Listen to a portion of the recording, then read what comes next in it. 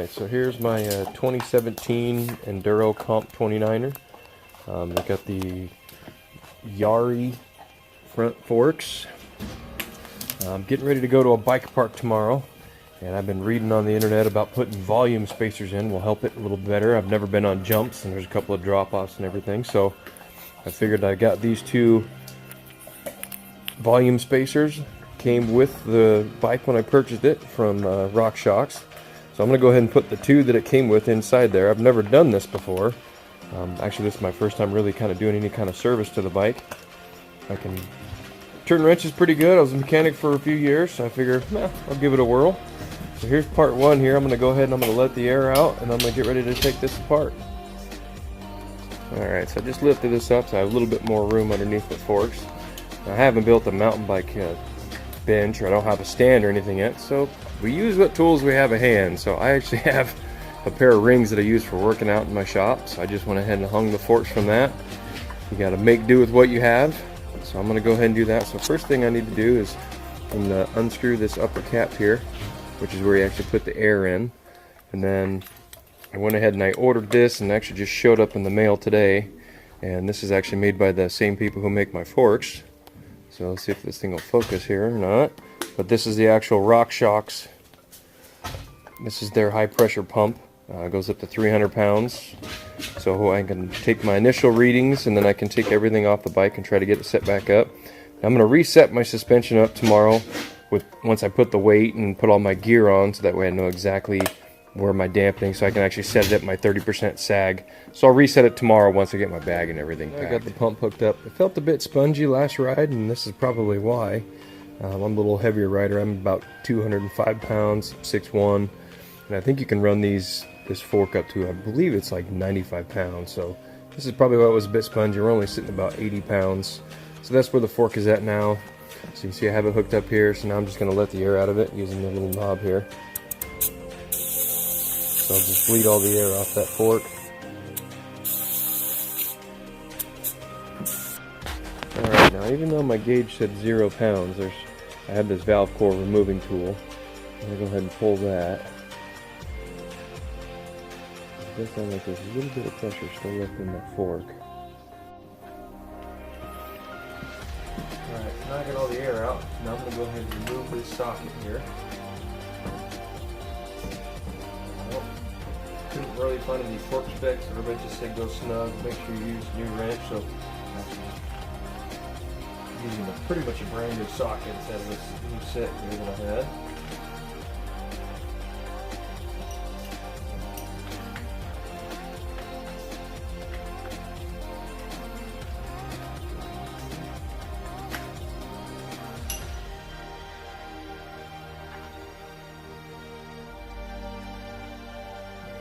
Looks like it comes with two tokens already on there. So I'm just gonna go ahead and, I guess a lot of guys say they run with 3 or 4. I don't know any different. So I'm just gonna go ahead and I'm gonna start with 3. So I'm gonna take one extra token out. So now I'm going to run with 3 volume spacers and see if that makes a big difference or not. So just kind of reinstall here.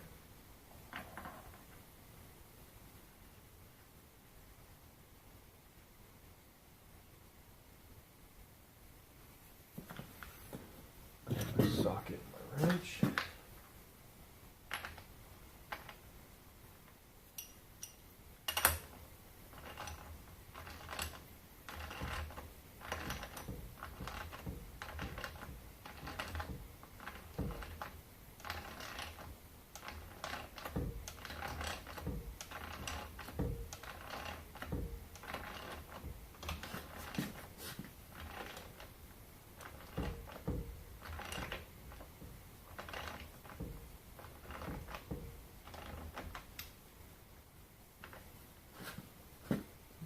Little tension there.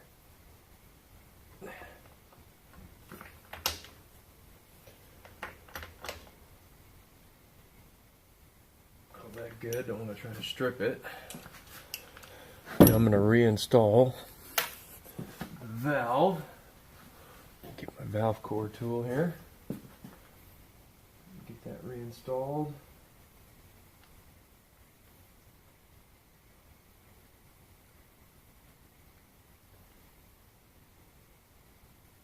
Got everything all put back together. Everything's all aired back up. Got my front shock, rear shocks all set up.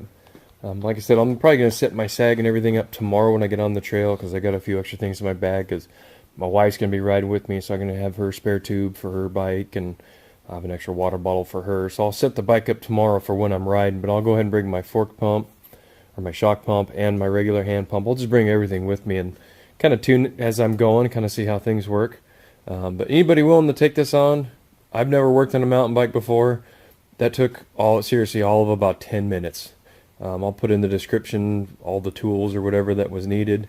But really just super simple. I'm glad I decided to take this on and not just take it into the bike shop, because how easy was that? So we'll see how the tuning goes. If it works well tomorrow, I'll run with the 3.